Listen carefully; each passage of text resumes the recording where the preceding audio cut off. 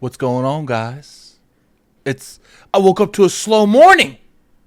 There's nothing to talk about. Nah, this is crazy. I don't know what I'm gonna name this. I don't even know how I'm gonna really do this video. Expect multiple videos about this. Multiple today, multiple tomorrow, multiple next week. Nah, I'm joking. I don't know if we're going next week, but at least multiple today and tomorrow. At least 2 to 3 videos each day, because this is crazy.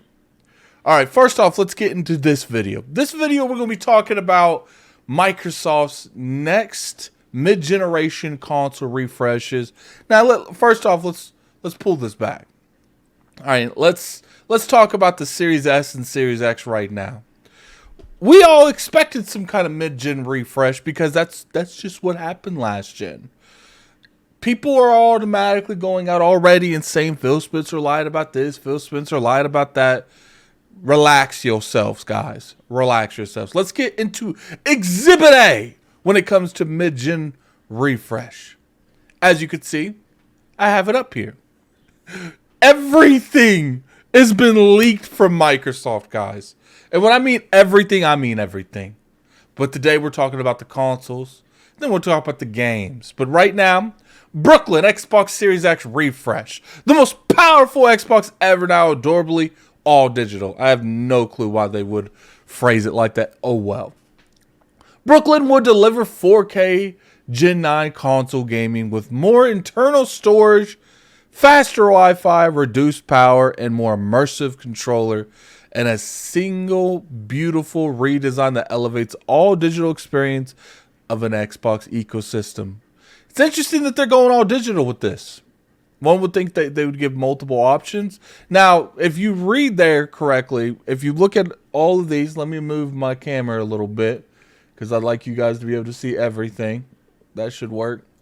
If you look through here, you'll see that this is not a mid-gen refresh. It's more of like an all-digital slim option if you choose to buy this. I would probably buy this because I'm all digital and it does come with some new features. There's a difference between features and having a mid-gen refresh, and I would consider this, a slim with a lot of new features. Giving all our fans more love to beautiful and innovative new design. People were making fun of it, saying it looked like a trash can, I guess. More internal storage for games, 2 terabytes. USB-C front port with power delivery. All new, more immersive controller, which we'll get to that here in a second. So it's like I said, this video is about the hardware, guys, because this leak is too powerful for one video. It just is. Updated technologies, all new South Bridge to modernize OC and substantial efforts. We got the Wi-Fi 6 ratio for better output. We got a shrink for whatever. Improved sustainable story, reduced PCU power by 15, so they're going to make it more power production. Just doing stuff better, man. Doing stuff better. All right, let's pull it back. This is not a mid-gen refresh. For the people saying Phil Spencer's lying, calm yourself. I don't know why you would automatically go to that, but it's not a mid-gen refresh. It's just a slim that's giving you the option of an all-digital Xbox Series X, which, if I remember correctly, people were asking for. It's kind of interesting that, let me go back to this real quick. If you look right here, the price is $599. So they're not giving you a price reduction with this, which is mainly what happens a few years into a console's lifespan is there is a cheaper version that's released. So I'm very curious if they keep the disc version, because there is a timeline of saying that they're going to discontinue it. I don't know if they mean exactly discontinue the disc version. I'm curious what they mean by that. So let's go, because guess what? There's more than just the Xbox Series X getting a revamp. There's also the Series S. It's Project Elwood. The other one was Project Brooklyn. But anyway, Elwood refresh. The best value in next-gen gaming. Once again, undisputed. Even more customer value, more internal storage for games, 1 terabyte. All new, more immersive controller. We're going to get to the controller. Same low price, $299. And the updated technologies, you guys can read all that. I'm still a little bit unsure when it comes to the Xbox Series S. We have seen it struggle in a lot of games. And, I don't think that's necessarily all Xbox fault. I think that's a lot of developers' fault where they're not, utilizing all the tools that's been given to them. And sometimes the Series S needs a little bit more work. And, to be fair, I'm sure some of the devs don't want to give them that much extra work when they're trying to work on other things as well. I get that, I do, but at the same time, as far as multi-plats, I would say that the Series S isn't really holding anything back because they have to make games for, lower iterations of PC. But as far as like Xbox Series S and X, if Xbox didn't make PC games, I would say most definitely the Series S is holding the X back. But because they make PC games, these same games are also being developed for PC. So you can't really say the Series S is holding the X back because, once again, there's weaker variety of components that's on PC that they have to also develop for with the Series S. So I would say that. All right, let's get into the gravy things, man. The gravy of things. Are you guys ready? We got a new controller. Got to move this again. All right, there you go. All right, so as you can see, this is a Celebrity or whatever they want to announce this. The new Xbox controller. The world's best, now playing on a screen near you. It's got Play Anywhere, Xbox Wireless 2, Direct to Cloud, Bluetooth 5.2, Seamless Pair and Switch, new mobile app feature, See Pair devices, a cloud, manage devices and accessories. It's got all the grip stuff. It's got haptic feedback from the PlayStation a DualSense controller. It looks like it's got a double as a speaker, so they are giving you the option to do stuff like that. Now, it's got durable and reliability, and it's got rechargeable and swappable batteries. I'm kind of curious how you have rechargeable and swappable batteries. Is it just one of those things where, you're having what's what I'm looking for? Like the rechargeable batteries are replaceable, or can you just buy rechargeable batteries and put it in? I don't know how you do both. We'll have to see. Obviously, this is a leak. We'll have to see exactly what goes down with that. As far as the new Series S or Series X controller, wherever you want to announce it, it was a given. It was rumored for a while now that they were trying to, put that haptic feedback in the controller, because it is pretty nice on the PlayStation 5 controller, that haptic feedback. So I can understand why Microsoft would want some form of that on their platform. They got to, really elevate their platform in general. And sometimes that does taking other people's ideals. Hopefully that they don't just take PlayStation's ideals. I'm hoping that they take the concept and they make it their own. Because it really annoys me when people just take an ideal bar for bar without really innovating it really much at all. But anyway, so let's go on to the timeline, because not only did Xbox get leaked in a variety of things, they also got leaked in when this stuff comes out. All right, so I'm gonna put me up here this time. I'm trying my hardest to let you guys see the whole thing. It's just there's a lot to be shown. All right, so over here you got the controller coming out May 2024, financial year 2024. Xbox Gaming Beat. I have no clue what this means. We'll get to this here in a second. Then you get this mid-gen console announcement.